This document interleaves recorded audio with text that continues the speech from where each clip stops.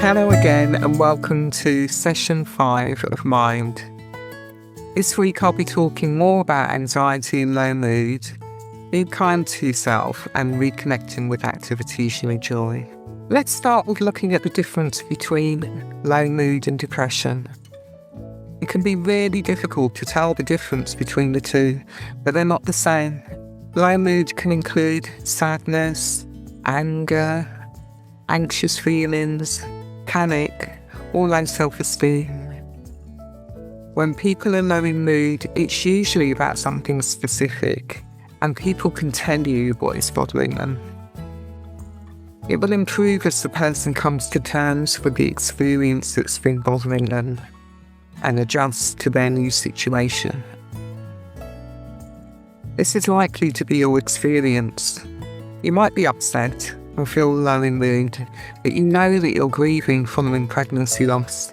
And although grieving is an uncomfortable process, you can explain why you're feeling this way. But it might be depression if the feelings are so bad that they interfere with your daily life for a long time.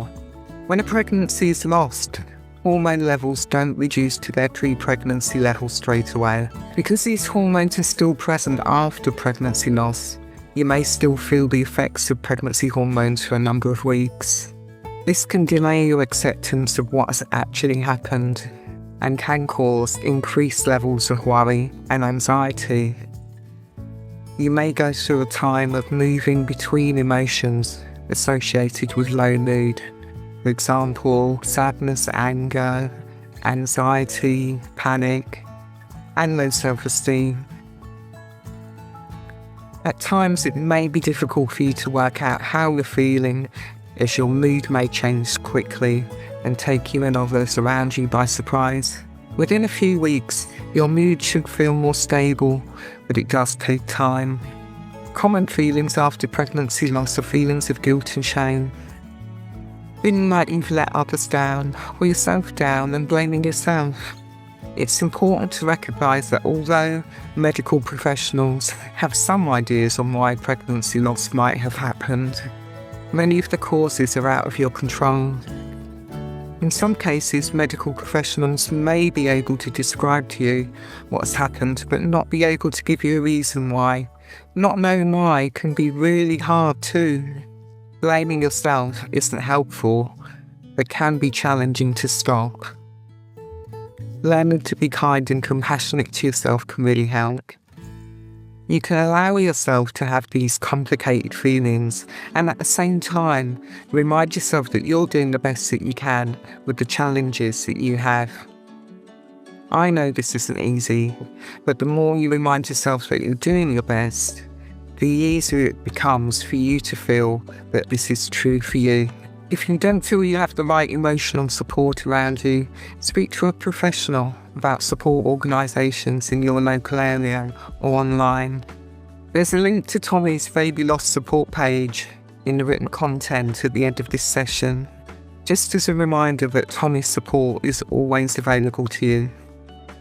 This includes a helpline where you can talk to a midwife about what you're going through and what your future plans are.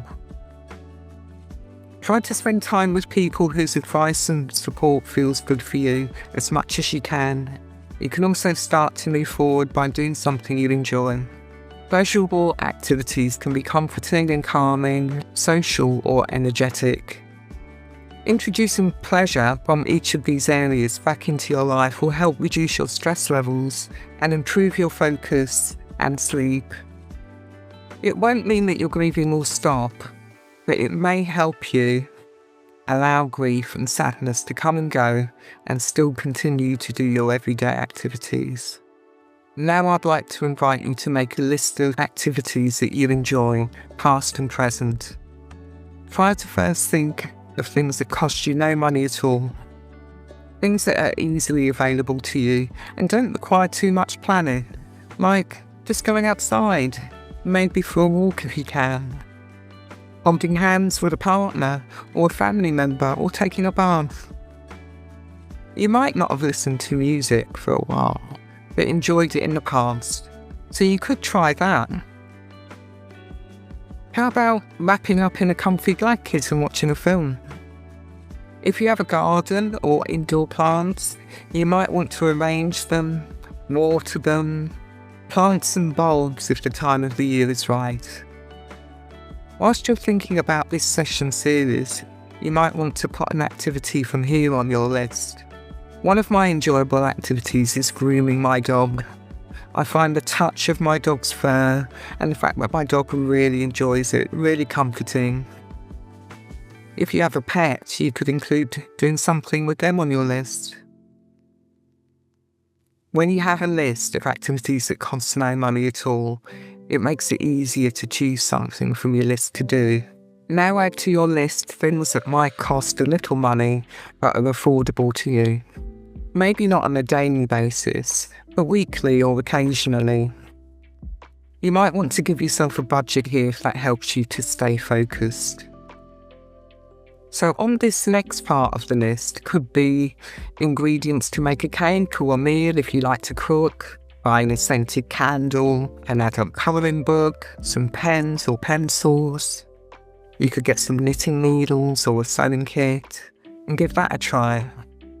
You could meet a friend or invite a friend round and buy a small treat for the two of you. Moisturise your hands or paint your nails. Well, the list is endless, really, so choose what feels good for you. If you can't spare any money for yourself, then just focus on that first part of your list, the no-cost list. When you've finished your list, put it somewhere you're likely to see it every day, and each day choose something from it that you can do to create pleasure in your day.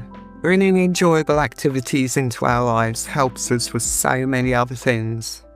When we experience pleasure and enjoyment, our bodies release endorphins, which are nature's feel-good chemicals.